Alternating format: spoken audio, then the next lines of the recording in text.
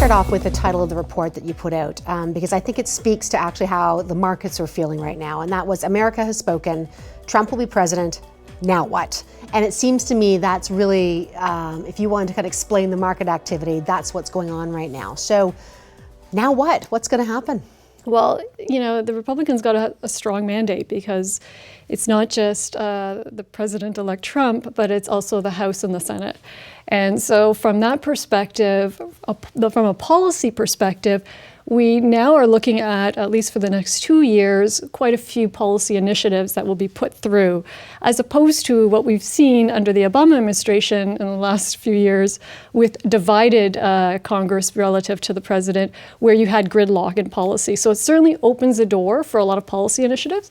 Having said that, President-elect Trump and the GOP don't always align on the policy initiative. So it's still not clear precisely what to expect in the next few years, but we know that there's certain elements that are low-hanging fruit. An example is tax cuts is one of those low-hanging fruits where they actually have pretty strong agreement.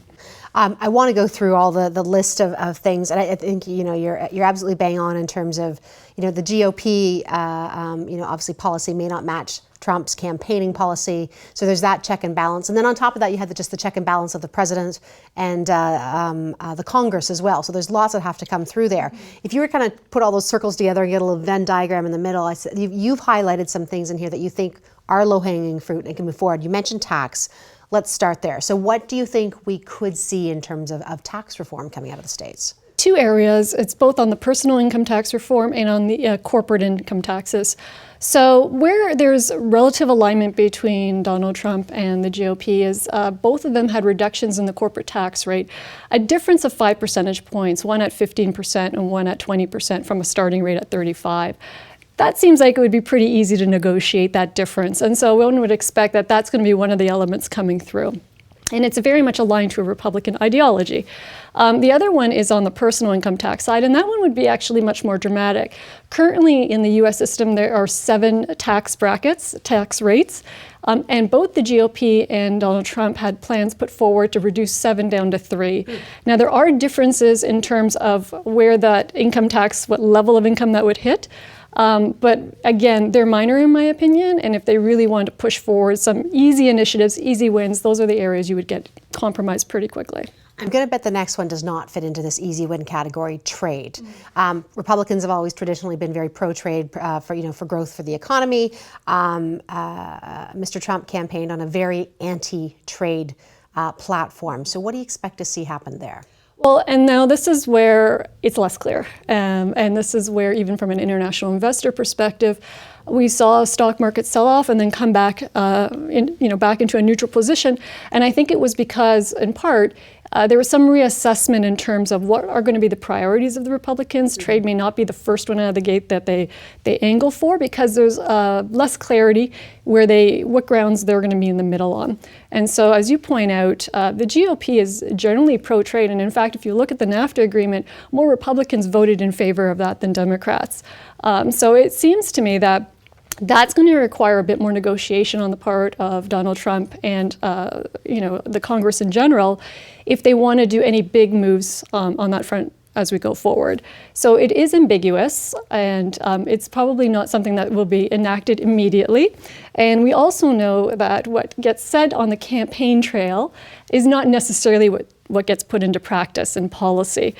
So from that perspective, I'm thinking that may not be what is, those first 100-day initiatives that come through, but that remains to be seen. And I think if we were to see something more ambitious on that side, such as sudden increases in tariffs for Mexico and China were at the target, I think you would probably get a very negative market reaction from that.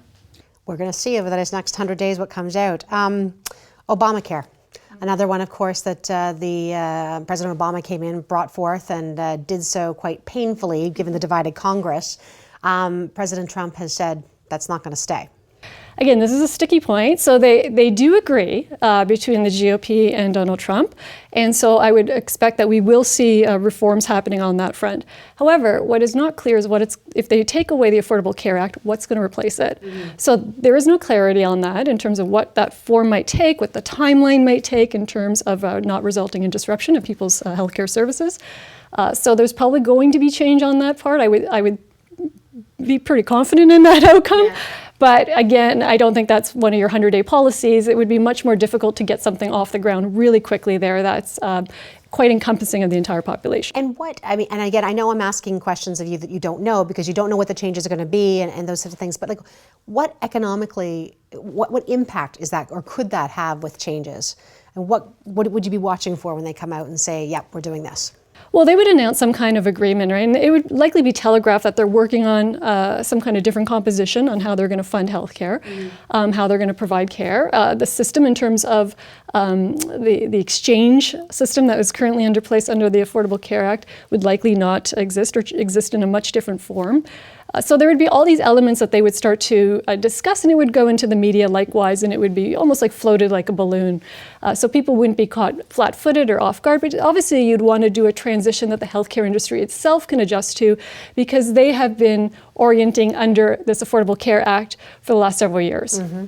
Yes. Business is not too thrilled, I'm sure, with all these moving parts. And we didn't even mention, for example, with the trade agreements, the cross-border, the value chains, which you've brought up a long time ago, another issue. Immigration policy. I mean, there's been a lot of talk of walls and deportations of millions. What do you think actually, could happen? So here again, both the GOP and Donald Trump have agreement on greater oversight and enforcement of the prevention of illegal immigration. Understood. The tact would likely be different. So when you look through the GOP plan, it talks more about elements of technology and security as part of securing the border as opposed to the wall. They do make mention of a fence versus a wall, not much difference there. But ultimately, there's a bit more emphasis on things like cybersecurity, aerial surveillance, so other tactics. Also, a better screening of immigrants in terms of their history, ability to revoke a foreign visa for a foreign national. So there's a much broader scope than just what we've been hearing out of President-elect Trump. So there likely be something on that front. It's just and some agreement, but it's just the particulars of it would yet to be known. You highlight in your report as well about federal regulation, just seeing that you could see something happening there as well. Is this one of these things that Trump and the Republicans are in agreement on? It is, actually. And even if you look at the GOP, they even refer to reducing regulation to enhance trade and the competitive position of American businesses. So from this perspective, I think that would be one of those low-hanging fruits. So it's taxes, regulation, and perhaps even things like infrastructure spending, which is one of those stimulus areas that give you a boost. So on those three areas, there's agreement. Where I think economists are struggling, and I think the market as well, is there is a lot more guidance from the Republicans in terms of what they're going to do for initiatives, but not on how they're going to fund those initiatives. And so this is where, when you look at the plans, you don't have the same roadmap in terms of details. And this is part of the reason we're seeing a bit of a negative reaction in bond markets, because there isn't a funding model for all these initiatives. And so this is where some of this can get hung up between the House and the Senate and the President and disagreements. Maybe they agree on the principle of cutting taxes, but then they still have to agree on the principle of how they're going to fund the loss of revenues. Have you ever, in this time, this is something, this is an economic superpower. And, we've got an incoming government, and it just seems to me that everyone I've spoken with today, and I've spoken to a lot of people today, everyone's just we just don't know. We have to wait and see till the cabinet comes in and figure what it is. But this is, there's just so many moving parts. So my long-winded question, what I wanted to ask you is, you've got the Fed, which wants to make a decision in December. I won't get into the Fed chair and even that side of things. But how on earth do you gauge Hopefully you want to do things that will help the economy moving ahead, but how can they even gauge what's going on with all those things you just mentioned? In terms of the policies. Yeah, so there's a lot of opaqueness there. I think from the Federal Reserve's perspective, what we do know is they've already signaled a bias to raise rates. The market expectations are still hanging at around 80% probabilities that they're going to raise rates in December. And the relative calm in the market in terms of equity markets as of today would mean that there's nothing preventing the Fed from raising rates in terms of volatility that would give them cause for concern, like what we saw at the beginning of the year or September of last year. So if all these moving parts hold, I think they'll still continue to raise rates, and then they'll observe what kind of policies come in place. What I don't think the Federal Reserve will do is speculate on what policies might come out. That is not their position. They'll take things for what they are at this particular time.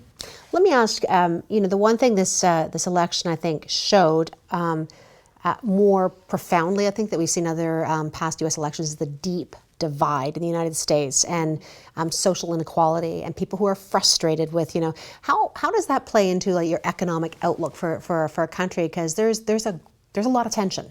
Yeah, so the economic divide in the U.S. is very pronounced, and market pundits would say this is the reason that you have the support around Donald Trump for this election, simply because he represented that anti-establishment. Whether he delivers, we'll see. Right, exactly. Interestingly, when you look at the share of income going to the top 1% in the U.S., that divide relative to the rest of the populace is the worst in the U.S. relative to any other major nation. And it's worsened since the 1990s. So it's gone from about 14% of the income going to the top 1% to almost 18%. Many of the plans that Trump has been proposing in terms of tax cuts and this compression of brackets, the greatest tax advantages would actually go to the higher income. So it will likely worsen that divide between the high and the low income, although the low and the middle income would still be getting tax cuts. So this is what, it will remain to be seen what is precisely executed on and then the population's interpretation of it. But the U.S. economy was on a fairly strong and steady path to expansion before this election. You're saying past tense. I'm just going to say that's well, they still are. Yeah. But I think the point I'm making is that it was already on a path of expansion. We were already seeing wage growth pick up substantially. So really, you would have to get into the way of that rather than just allow it to continue. And many of his policies that are being proposed, as well as the GOP, would continue to support that expansion, just on the tax side and the spending side, not if you get more of the stronger initiatives in terms of trade and immigration. Let me ask you, just to round up, to make it all about us Canadians and what this means. They're our largest trading partner. Everyone says, if they sneeze, we get a cold. And I don't know what the analogy is for this, but NAFTA, Keystone, energy dominance. Tell me what we're going to be watching for Canada's economy. Yeah, so there's a lot of concern for Canada because the anti-trade rhetoric that we heard on the campaign trail, likely some of it is going to have to be followed through on, because if you're campaigning on it, we know that campaign promises don't necessarily translate into policies, but to back off of it all altogether is very unlikely. And so Canada's getting caught in the crossfire of all of this. With the Keystone XL pipeline, this is one area that actually might be an advantage for Canada, because Donald Trump and the Republicans in general are more in favor of allowing that than what we were seeing under President Obama. So this actually might be an initiative where we'll see more production happen as we go forward. Mm-hmm. So a net positive. That will have to be balanced with whether we get any anti-trade sentiment that comes through that reduces investment initiatives in Canada as a result of it. So it may be, 6 of one and half a dozen of another, mm-hmm. but at least on that portion of the pipeline, it's a net positive. And NAFTA, you think? This is something just we have to manage as well. I remember we've talked about this before, and he doesn't have the power himself to stop NAFTA. But what could happen? He could give notice, and within 6 months, we would be out of the NAFTA deal, right? He could withdraw from NAFTA, have the U.S. withdraw from NAFTA with 6 months notice. So it's always a possibility. Whether you would do it would be a big question, because it would create massive disruption to supplier chains that have been established on the north-south. And if you think of the amount of goods going back and forth, there's a huge amount of, for example, auto parts that are Canadian content in the U.S., and you'd have a massive disruption on that front. So that becomes a wild card. It's not that he can't do it, it's whether he would do it. And that's where it's less likely to be the case. But irrespective of that outcome, I think what we haven't resolved from now knowing who the president is we had a lot of businesses, both in the US and Canada, reporting that they were being more cautious with investment because of the uncertain political environment, in addition to uncertainty on the global landscape with regards to the outlook of the economy in general. And nothing's changed on that front. So because we don't have any resolution around whether tariffs will be increased or whether NAFTA will be repealed, I would expect you're going to continue to see very cautious investment initiatives coming out of Canadian firms. And from that perspective, you're not going to get a boost to the economy from the investment side. And that's unfortunate because that air of uncertainty lingers, and it could linger with us for 1-2 years or more. Beata, thank you. My pleasure.